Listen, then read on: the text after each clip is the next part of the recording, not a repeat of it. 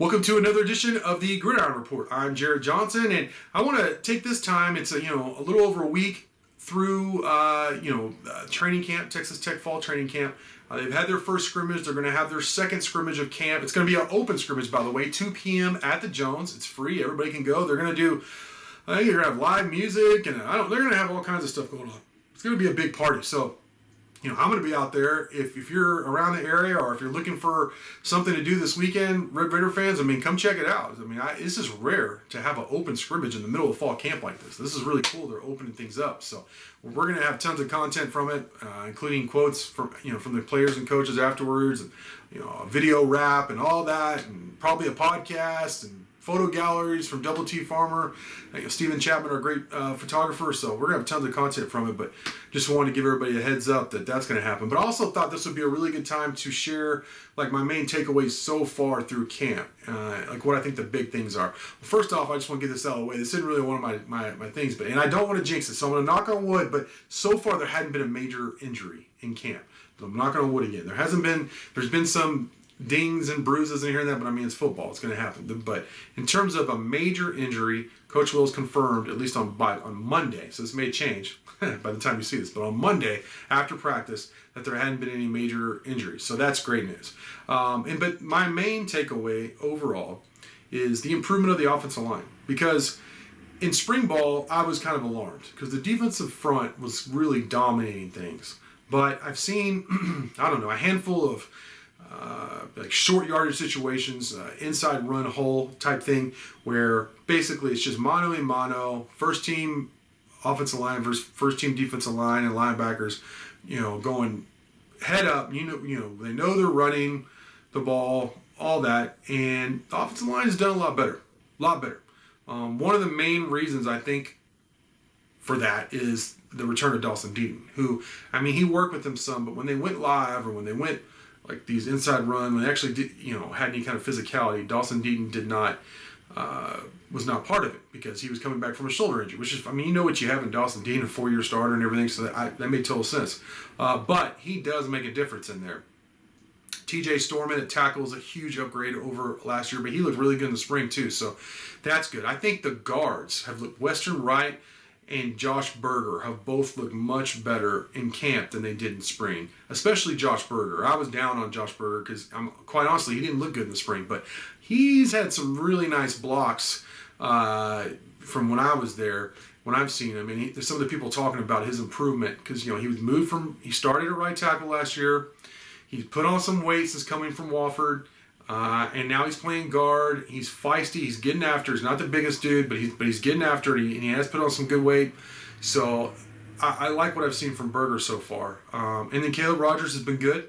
So he's definitely improved from his freshman year last year at right tackle. And that's your starters. Left tackle, Stormont, left guard, Western Wright, center, Dawson Deaton, right guard Josh Berger, right tackle Caleb Rogers. But there's 2 or 3 guys on the offensive line who I think to watch out for. I think they're going to play a lot.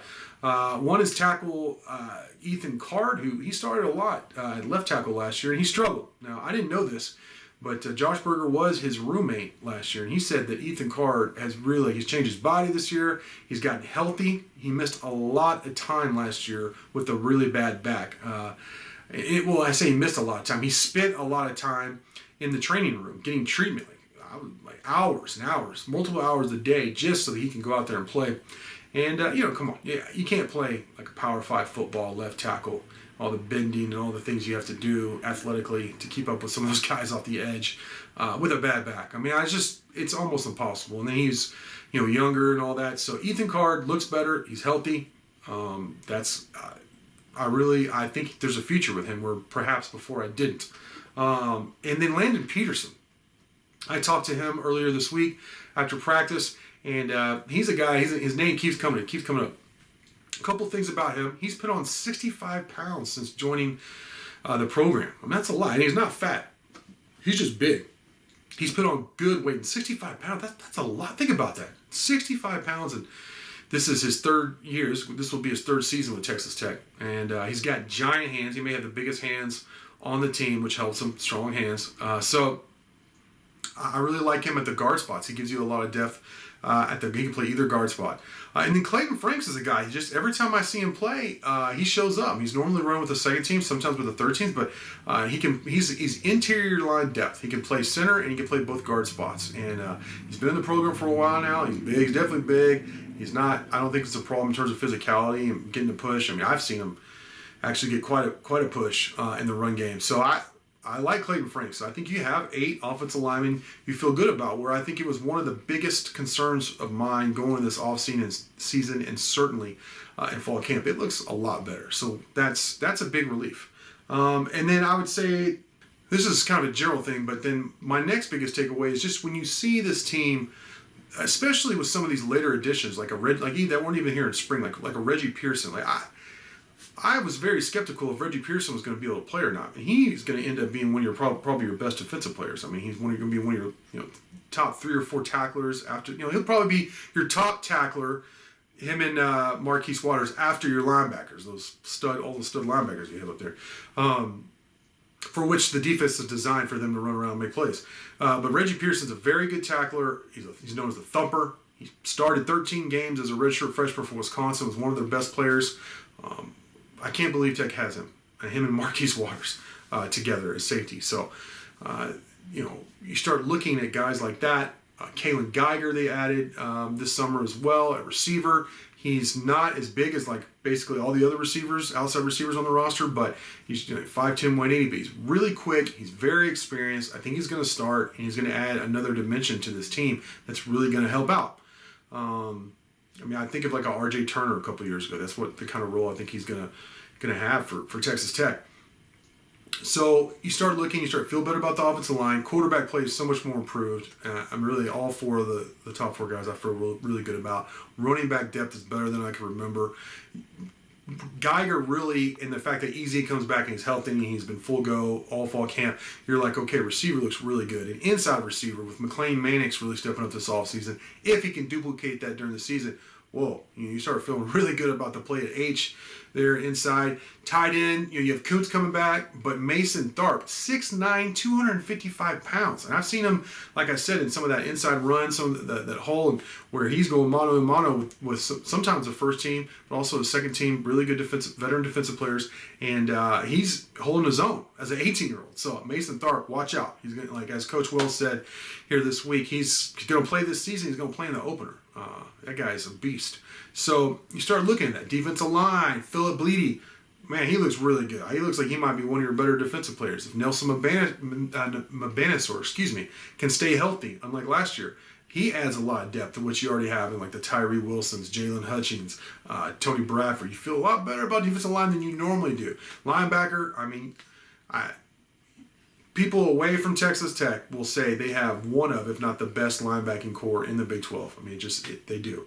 And then the secondary, augmented by all these guys from the transfer portal, you feel a little better about it. And then there's some young guys coming up, like a Nate Floyd or a Kobe Minor that the coaches feel really good about. So all of a sudden, even at kicker, you feel like you have depth. Jonathan Garibay was 4 for 5 in the scrimmage with a long at 53 in the rain.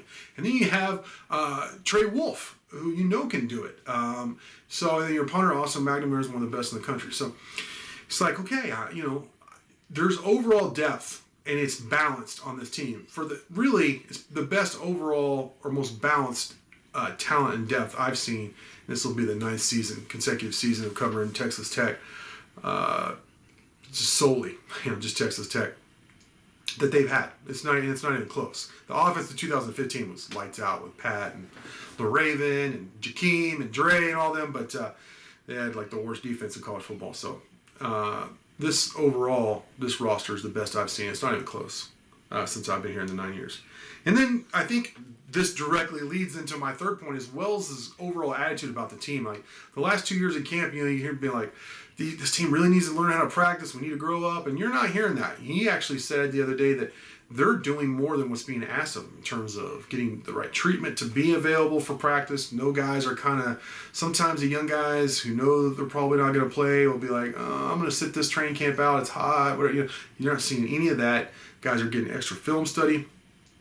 there's a good camaraderie, but there's a really serious nature to this football program right now, and Coach Wells likes it. So that's a good sign to me. I don't think he's just saying that. I think because he's said in the past before, like, we need to learn to practice because these guys, they're not serious enough. They're not taking these things seriously. We need to grow up. But he's saying the opposite now. So that's a really good sign. Everybody's going to be, hey, I'll believe it when I see it, and I completely respect that. But all I could do is report on what's happened so far. We're in the middle of fall camp, and this is what I've seen. These are all good signs. So hopefully that will continue. Looking forward to that scrimmage. Look for tons of content from that this Saturday. Thank you for watching, and until next time.